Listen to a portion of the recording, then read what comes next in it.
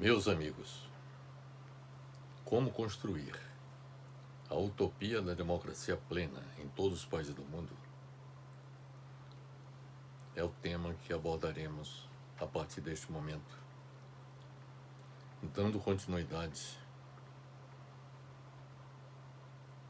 à abordagem que estamos fazendo de como fazer com que as utopias planetárias se realizem visando a construção de um mundo melhor. Já tivemos a oportunidade de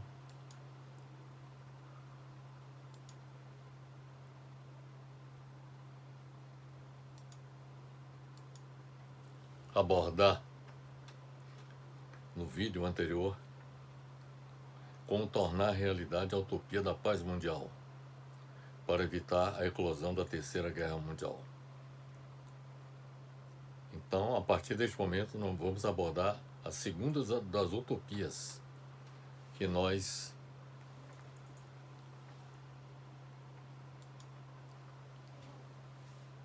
consideramos importante perseguir.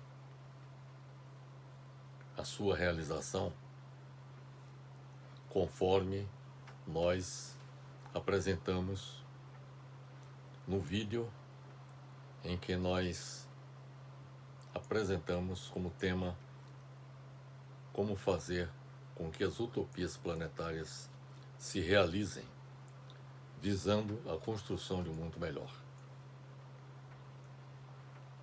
Portanto, como já lhes disse, esta nossa apresentação é a segunda das 12 que abordaremos tratando das 12 utopias planetárias que precisam ser realizadas visando a construção de um mundo melhor e contribuir para a conquista da felicidade dos seres humanos individual e coletivamente.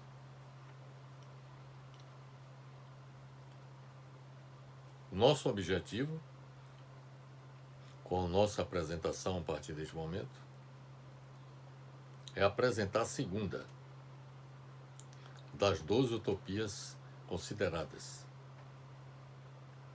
relacionada com a construção da utopia da democracia plena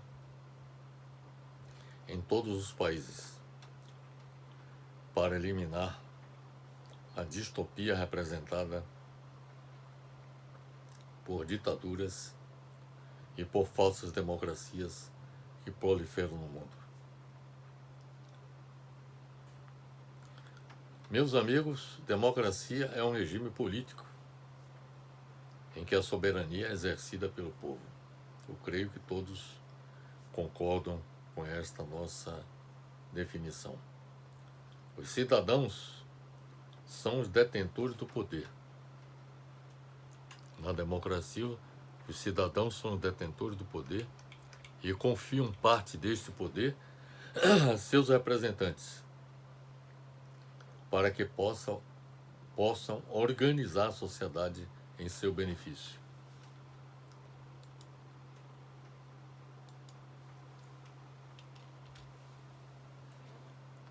Democracia é um regime político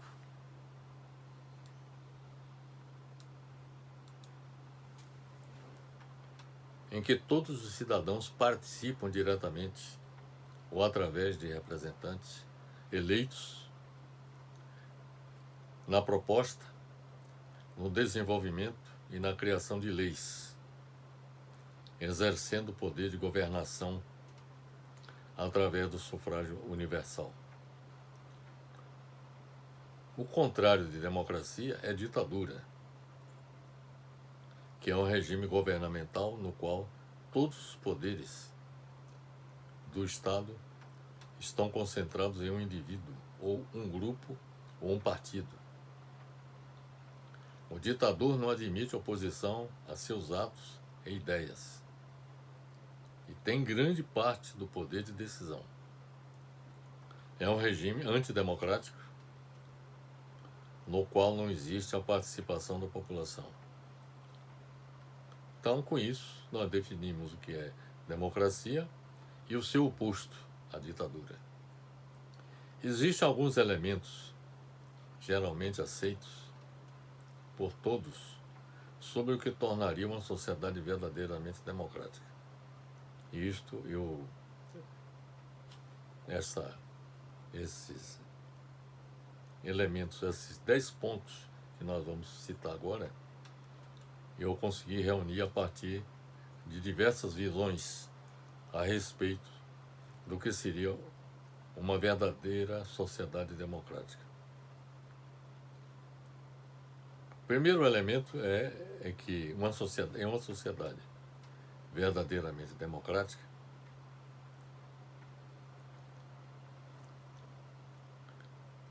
deveria oferecer segurança garantida para todos os cidadãos, que não devem temer a perda de suas vidas ou ter danos físicos. Portanto, o que tornaria uma sociedade verdadeiramente democrática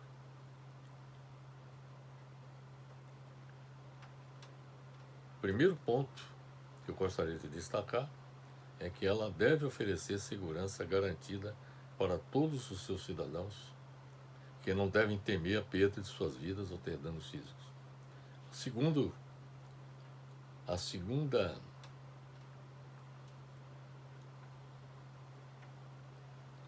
meta de uma verdadeira sociedade democrática,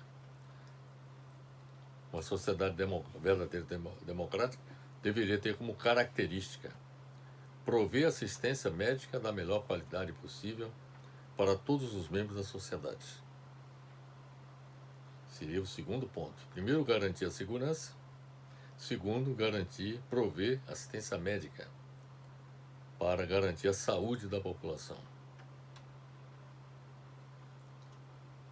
Terceiro, conceder acesso à comida e água para todos os cidadãos, de modo que nenhuma pessoa passe fome ou sede. Quarto, prover as condições básicas de habitação para todos os cidadãos. Quinto, uma sociedade será verdadeiramente democrática se possuir um sistema legislativo democrático, cujas leis sejam estabelecidas para preservar, observem bem, o bem-estar da população. A sexta característica de uma sociedade verdadeiramente democrática significa que ela deve prover um sistema educacional que garante igualdade de acesso à educação da população, da educação de alto nível para todas as pessoas, visando tornar sua população altamente educada. Sétima, a sociedade verdadeiramente democrática deve promover o desenvolvimento econômico e social, cujos frutos sejam compartilhados por toda a população. Oitavo, uma sociedade verdadeiramente democrática deve defender o meio ambiente.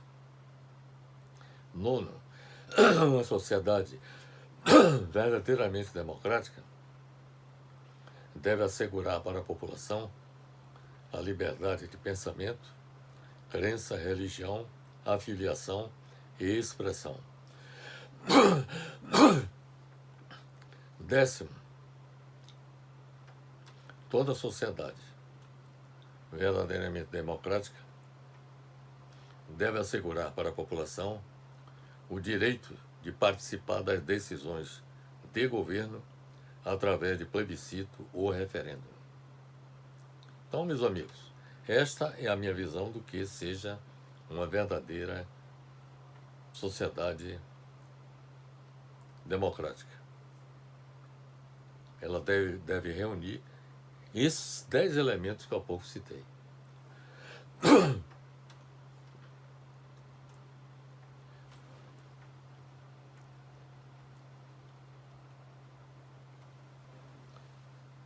Um artigo que eu tive a oportunidade de ler, quais são os países mais democráticos do mundo.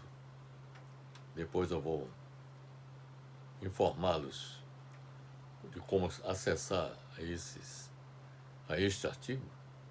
Neste artigo, quais são os países mais democráticos do mundo,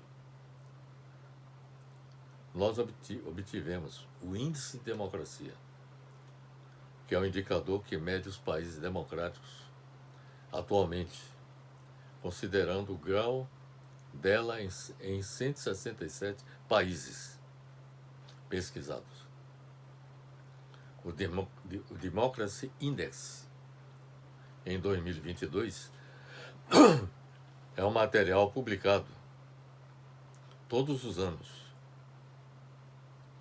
pela unidade de inteligência da The Economist, que é uma empresa de pesquisas e análises do grupo Economist, responsável também por publicar a revista The Economist.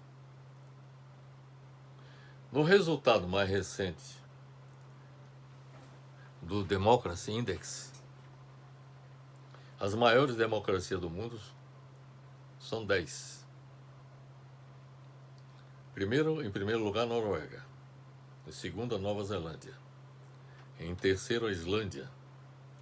Em quarto, a Suécia. Em quinto, a Finlândia. Em sexto, Dinamarca. Em sétimo, a Suíça. Em oitavo, a Irlanda. Em nono, a Holanda. E em décimo, Taiwan. Os critérios utilizados nessa avaliação pelo The Economist envolvem a qualidade do processo eleitoral, o grau de pluralismo, a eficiência do governo, o nível de participação política da população, a cultura política existente no país e a garantia das liberdades civis. O conceito de democracia plena, observe bem, o conceito de democracia plena é usado pelo Índice de Democracia da revista The Economist para classificar os países democráticos que têm as melhores condições desse sistema. Os países que são considerados democracias plenas pelo índice devem atender a 5 critérios. Observem bem. Primeiro, ter um processo eleitoral e pluralismo livres e justos. Segundo, ter um funcionamento eficaz do governo. Terceiro, ter uma alta participação política dos cidadãos. Quarto, ter uma cultura política democrática. E quinto, ter liberdades civis garantidas. O índice de democracia atribui uma pontuação de 0 a 10. Nota de 0 a 10 para cada um desses 5 critérios. E a média das 5 pontuações resulta na pontuação final do país. Os países que têm uma pontuação igual ou superior a 8, observem bem, os países que têm uma pontuação igual ou superior a 8 são classificados como democracias plenas. É o caso dos 10 países que eu citei há pouco, que são os países de democracia plena no mundo. Primeiro a Noruega, segundo a Nova Zelândia, na Oceania, a Islândia é o terceiro, quarto a Suécia, quinto a Finlândia, sexto Dinamarca, sétimo Suíça, oitavo Irlanda, nono Países Baixos, que é a Holanda, e décimo Taiwan. Um aspecto que eu gostaria de destacar é que entre os 10 países mais democráticos do mundo, os 5 países escandinavos fazem parte dessa lista. Noruega, Islândia, Suécia, Finlândia e Dinamarca. Então, a Escandinávia, liderada pela Noruega, que é o país mais democrático do mundo, lidera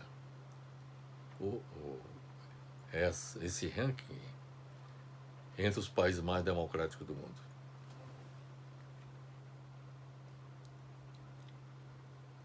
A Noruega, vamos agora analisar cada um desses países mais democráticos e por que é que eles são os mais democráticos. A Noruega é o país mais democrático do mundo, segundo o índice, com uma pontuação de 9,81 de 10, liderando o ranking pelo 10º ano consecutivo. Durante 10 anos, a Noruega é líder como o país mais democrático do mundo. Por que é que a Noruega se destaca como o país mais democrático do mundo? Pela alta participação política da população, a existência de liberdade de expressão e de imprensa, respeito aos direitos humanos e transparência governamental. A Nova Zelândia está em segundo lugar, com nota 9,26. A Nova Zelândia é elogiada pela sua gestão eficaz da pandemia da Covid-19,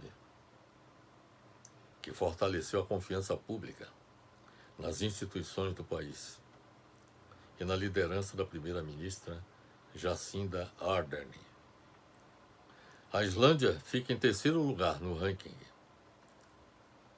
porque obteve nota 9,25.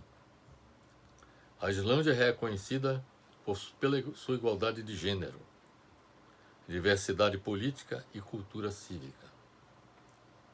A Suécia está em quarto lugar, entre os principais países democráticos, com nota 9,24. Seu destaque vai para a estabilidade democrática, sistema eleitoral justo e pluralista, liberdade de imprensa e sociedade civil ativa. A Finlândia tem a nota de 9,20, ficando em quinto lugar no ranking. A Finlândia é admirada pela sua educação de qualidade, estado de bem-estar social, baixa corrupção e alto nível de confiança nas instituições. A Dinamarca, por sua vez, tem a pontuação 9,11, fazendo com que ela ocupe o sexto lugar no índice. Sua democracia participativa, liberdade de expressão e associação, proteção dos direitos das minorias e eficiência governamental são os principais destaques. Suíça está em sétimo lugar no ranking, com a pontuação de 9,03. A Suíça é conhecida pelo seu sistema político descentralizado, que permite uma ampla participação popular através de referendos e iniciativas populares. A Irlanda tem uma pontuação de 8,96, ocupando o oitavo lugar no índice. A Irlanda ganha destaque pela sua cultura política inclusiva, que permitiu avanços em questões como casamento entre pessoas do mesmo sexo e também o aborto legalizado. Os Países Baixos, ou Holanda, é o país que ocupa o nono lugar no ranking, com a pontuação de 8,92, que se destaca pela sua diversidade política e cultural, liberdade de imprensa e religião, respeito ao Estado de Direito e ao meio ambiente. Taiwan está no 10º lugar entre os principais países democráticos, com uma pontuação de 8,82. Taiwan é reconhecida pela sua defesa da democracia e dos direitos humanos. Quanto ao Brasil, no ranking dos países democráticos, ele se coloca como 51º, ou seja, na posição 51. Então está muito longe dos países mais democráticos do mundo. Precisamos avançar muito nesse particular. E para isso é necessário que aqueles 10 pontos que nós colocamos logo no início da nossa apresentação, que nós entendemos como características de sociedades verdadeiramente democráticas, o Brasil precisa perseverar na busca e na conquista daqueles 10 pontos. De acordo com o índice de 2022, quase metade da população mundial vive em algum tipo de democracia. Veja bem, algum tipo, não é democracia plena, em algum tipo. cerca de 45,3% dos países do mundo vivem algum tipo de democracia. Apenas 8%, observe bem para isso, residem em uma democracia plena. São aqueles 10 países que eu citei anteriormente. Constata-se, portanto, que 92% dos países do mundo não exercem a democracia plena. E o nosso propósito, o nosso objetivo, na nossa apresentação é mostrar a necessidade de que a democracia plena seja perseguida em todos os países do mundo. E nós vamos apresentar exatamente o que fazer para que isso aconteça. Mas, antes de tudo, é importante observar que a democracia representativa que nós vivenciamos hoje em várias partes do mundo manifesta sinais claros de esgotamento em vários países do mundo. Não apenas pelos escândalos de corrupção nos poderes da República, mas, sobretudo, ao desestimular a participação popular. São dois aspectos: corrupção nos poderes da República e o desestímulo à participação popular nas decisões do governo, reduzindo a atividade política a processos eleitorais. Então, a democracia é vista apenas como processo eleitoral, pura e simplesmente, que se repetem periodicamente, em que o povo elege seus representantes, os quais, com poucas exceções, após as eleições, passam a defender interesses de grupos econômicos, em contraposição aos interesses daqueles que os elegeram. É o caso do Brasil. O que é prometido em campanha eleitoral é, com raras exceções, abandonado pelos dirigentes do Poder Executivo e pelos parlamentares, após ocuparem seus cargos eletivos. A partir deste momento, quando eles assumem os seus cargos, passam a prevalecer outros interesses que não correspondem exatamente aos dos eleitores. Então passa a haver um divórcio entre o poder político e amplos setores da população, que não se sentem atendidos nas suas demandas. Na prática, tudo funciona como se o povo oferecesse a cada dirigente do Poder Executivo e a cada parlamentar um cheque em branco para fazerem o que quiserem após ocuparem seus cargos eletivos. O que se constata de fato é a existência no Poder Executivo e no Parlamento, na grande maioria dos países do mundo, de um grupo de eleitos sem controle social e cada vez mais distantes das reivindicações de cidadãos. Quer dizer, o que nós observamos efetivamente é que não há controle social dos eleitos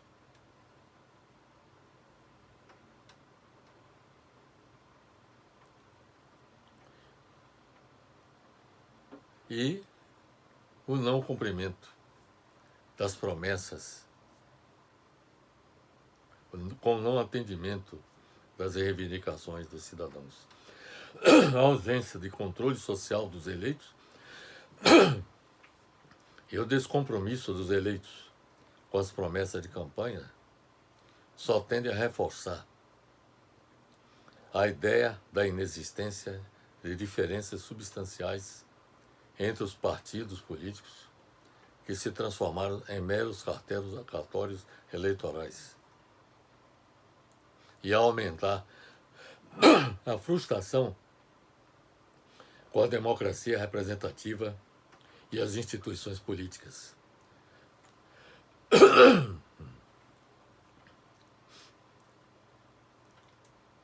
Democracia, é preciso ficar bem claro, não é governo de um homem. Democracia também não é governo de um grupo, seja este uma classe social ou uma casta. Democracia só pode ser governo do povo. Todo ele, pois o povo é realmente quem deveria reger o governo, embora faça indiretamente por meio de representantes escolhidos através do voto. Esta é a essência da democracia representativa. A primeira condição para a democracia existir é a eleição popular, a escolha dos governantes e de seus representantes pelo povo. Não basta, porém, a eleição para caracterizar a democracia. A democracia não se esgota na eleição, que é o que acontece, por exemplo, no Brasil. Porque depois da eleição, quando o povo deposita seu voto na urna, e depois que os candidatos eleitos assumem suas posições, o povo se transforma pura e simplesmente em mero assistente dos fatos que acontecem na presidência da República, no parlamento, nas prefeituras e nos governos estaduais. Portanto, não basta, porém, a eleição para caracterizar a democracia, como muita gente pensa e divulga. A democracia não se esgota na eleição. Não há democracia sem eleição. Mas há eleição sem democracia, que é o que acontece na grande maioria dos países do mundo. 92%, na prática, há eleição, mas sem democracia efetiva, democracia de fato, plena. Para evitar que haja eleição sem democracia, é preciso que os governantes, depois de eleitos, procedam sempre de acordo com os desejos, as aspirações e interesses do povo que os elegeu, e não dos financiadores de suas campanhas, como ocorre atualmente em vários países do mundo, e particularmente no Brasil. Durante seus mandatos, os eleitos deverão agir sempre em consonância com a opinião pública. Não pode haver democracia em oposição à opinião pública. Quando não há essa consonância, o povo não governa, embora eleja os seus governantes. Esta é a situação vivida por muitas sociedades em todo o mundo. Na grande maioria dos países não ditos democráticos, não há democracia. A ditadura eletiva é o que efetivamente existe na grande maioria dos países do mundo, inclusive no Brasil. Não há governo do povo, há autocracia constitucional, conduzida pelo presidente da República, pelos governadores de estado e prefeitos municipais, que fazem o que querem no exercício do poder, sem levar em conta os anseios da população. E é aí que se situa o divórcio entre o Estado e a sociedade civil. A palavra democracia, de origem grega, significa, pela etimologia, demos, povo, e kratein, governar, isto é, governo do povo. Foi o historiador Heródoto quem utilizou o termo democracia pela primeira vez no século V a.C. Na Grécia Antiga havia democracia direta, em que os próprios cidadãos tomavam as decisões políticas nas cidades e estados gregas. O modelo de democracia dos gregos foi denominado de democracia pura, pois consistia em uma sociedade com um número pequeno de cidadãos, que se reunia e administrava o governo de forma direta. Devido à complexidade da sociedade moderna, tornou-se uma exigência outra forma de organização política, a da democracia indireta, também chamada de democracia representativa, que é a que nós estamos convivendo. que significa as pessoas serem eleitas por votação para representar um povo, uma população, determinado grupo, comunidade, etc. Uma verdadeira democracia representativa é aquela em que o eleito, essa é a minha visão, defende os interesses da população que o elegeu e presta contas sistematicamente do seu mandato ao seu partido e ao eleitorado. A verdadeira democracia representativa deveria funcionar com essa sistemática. O eleito deve defender os interesses da população e deve prestar contas do seu mandato ao seu partido e ao eleitorado. Os partidos e o eleitorado, observem bem para isso, na minha opinião, deveriam ter poderes para cassar o mandato do eleito, no caso do descumprimento do programa partidário, no caso do partido não se sentir que o seu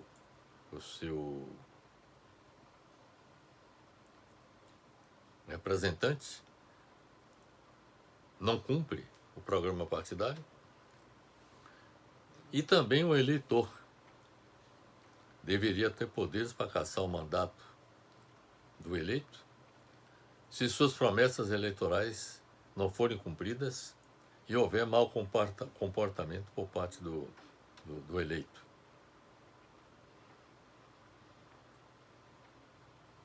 Além disto, decisões cruciais e fundamentais aos interesses da população deveriam ser tomadas diretamente pelo povo, através de plebiscito ou referendo, e não exclusivamente pelo Poder Executivo ou pelo Parlamento.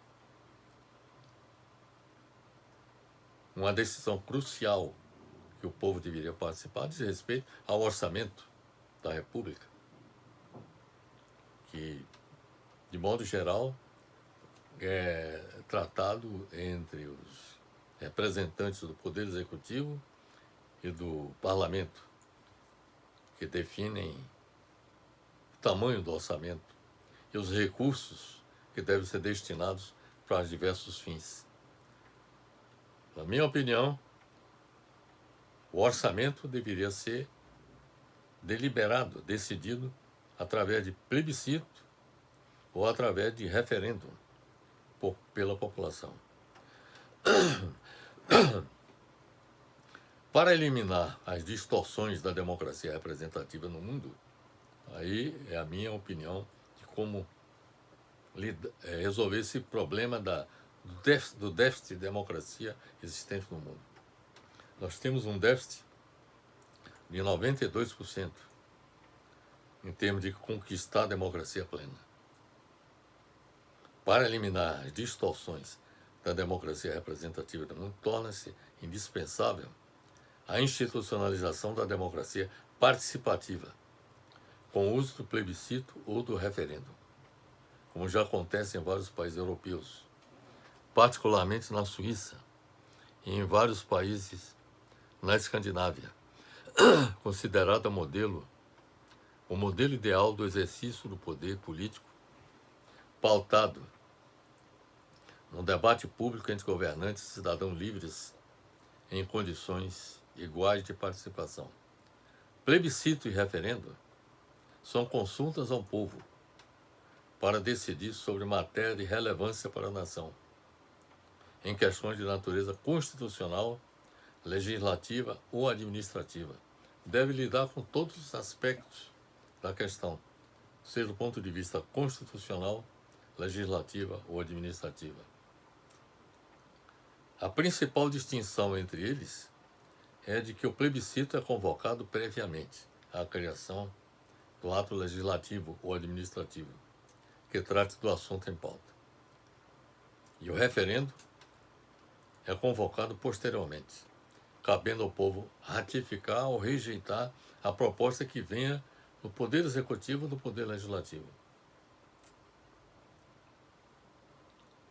No Brasil, ambos estão previstos, tanto o plebiscito quanto o referendo, estão previstos no artigo 14 da Constituição Federal e regulamentados pela Lei 9.709 de 18 de novembro de 1998. Mas praticamente não vem sendo utilizada, mesmo com limitada, na minha opinião. Esse artigo 14 da Constituição não coloca a questão do plebiscito e do referendo nos mesmos termos que eu defendo. Eu considero que o povo deveria se manifestar sobre todas as questões envolvendo aspectos constitucionais, legislativos e administrativos. A participação popular deve ser entendida, assim, como uma necessidade, em decorrência de um homem viver e conviver com os outros, na tentativa de superar as dificuldades que possam advir do dia a dia. Participar significa tornar-se parte, sentir-se incluído, exercer o direito à cidadania. A verdadeira cidadania é exercida não apenas votando, mas deliberando, decidindo também sobre os rumos do país. E o povo deveria ser convocado, ser chamado para se manifestar através de plebiscito ou referendo.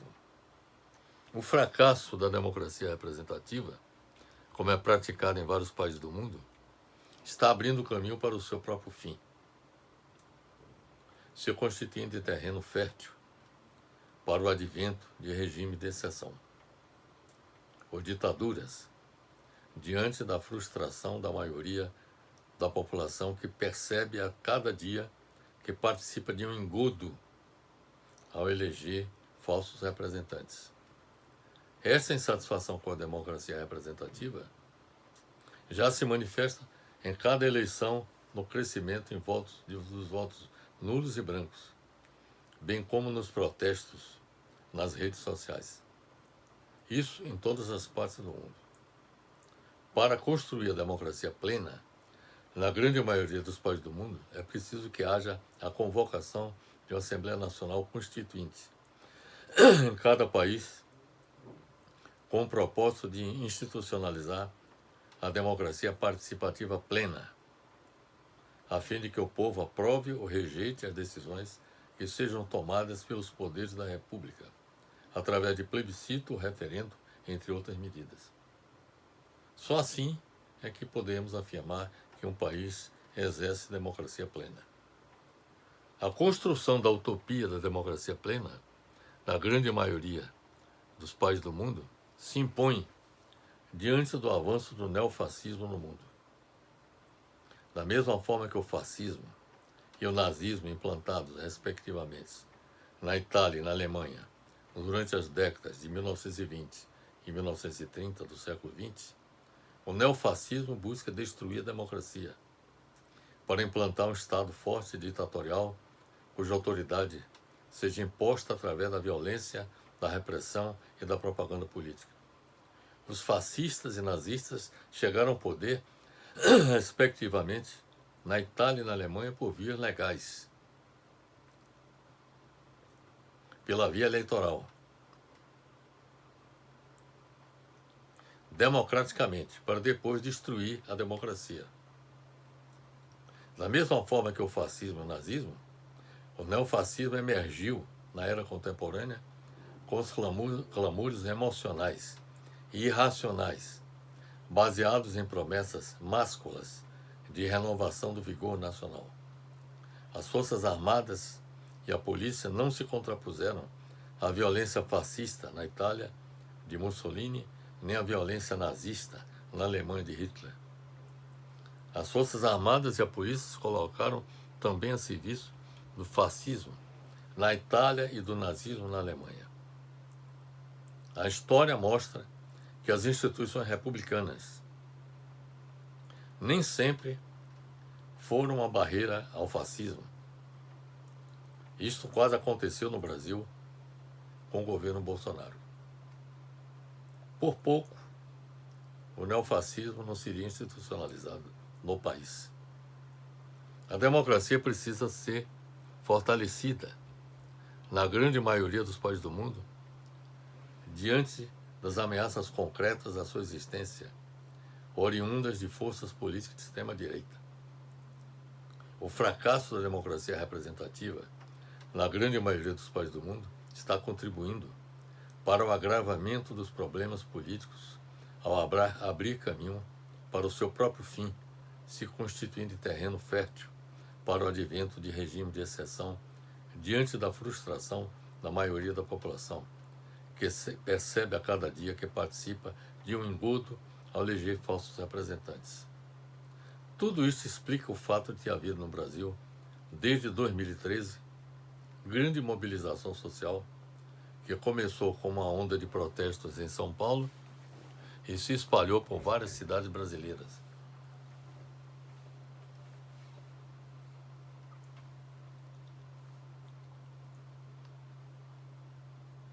Mobilizando milhares de pessoas para lutar pela construção de uma nova ordem política, econômica e social, em substituição à ordem política, econômica e social baseada na Constituição de 1988.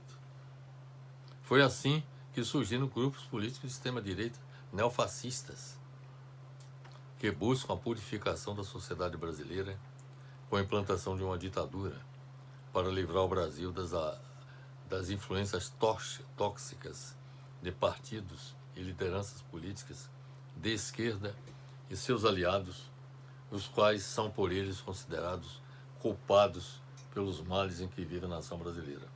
Foi assim que a extrema-direita emergiu e se fortaleceu no Brasil.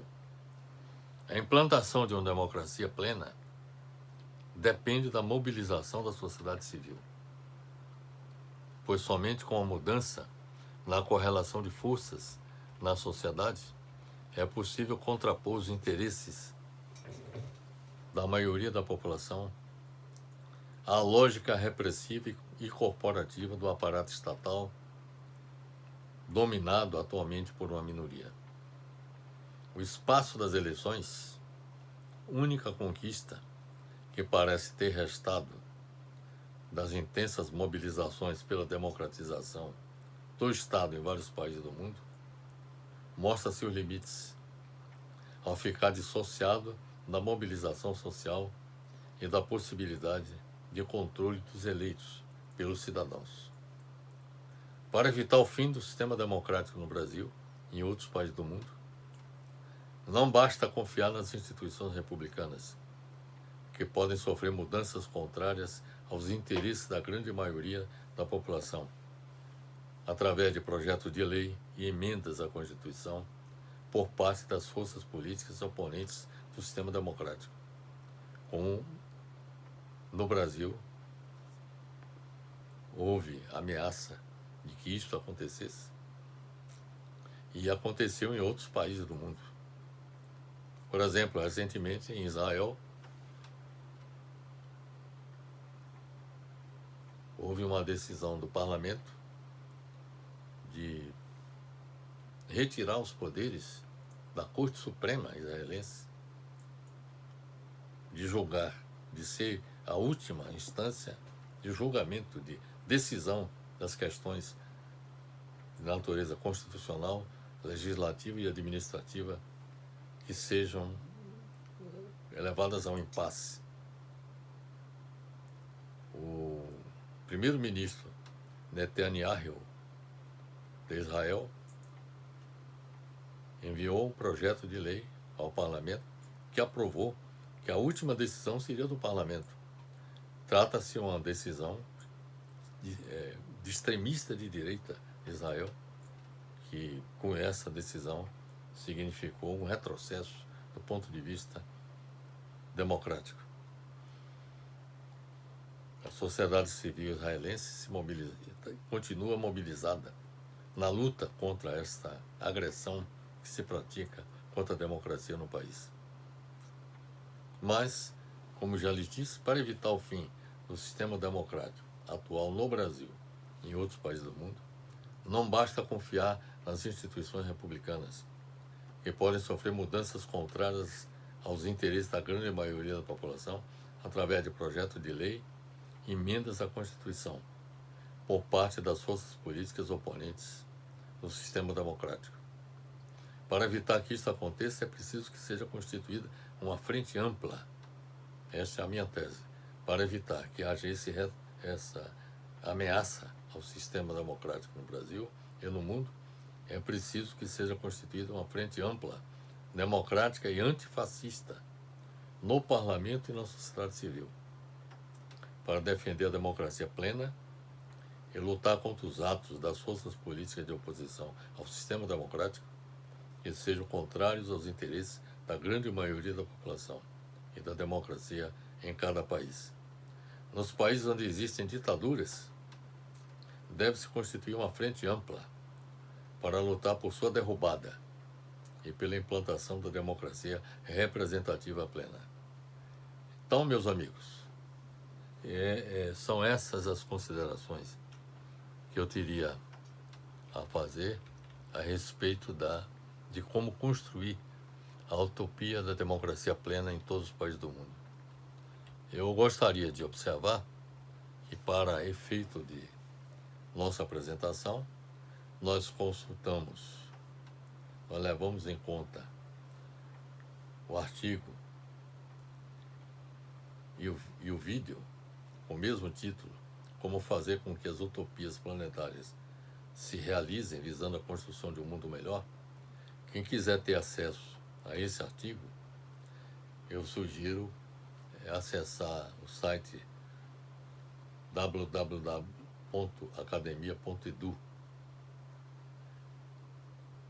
e colocando o título desse artigo para acessar o seu conteúdo. O segundo artigo que nós consultamos foi publicado pela CNN Brasil. Quais são os países mais democráticos do mundo? E isto está disponível no site www.cnnbrasil.com.br. Então, com isso, nós acabamos de apresentar nossa visão de como construir a utopia da democracia plena em todos os países do mundo.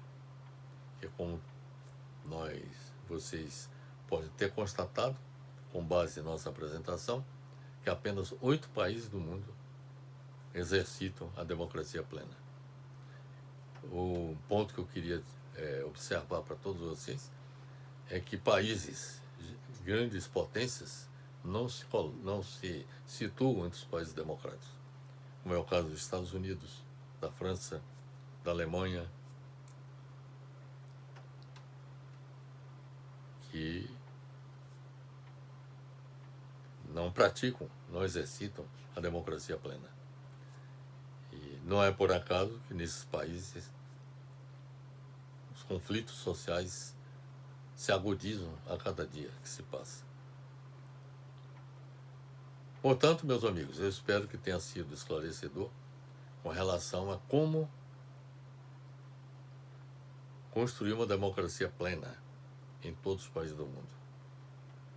Trata-se de uma missão de difícil realização, não é por acaso que é considerado como utópico propor algo nessa direção, mas eu insisto de que a utopia ela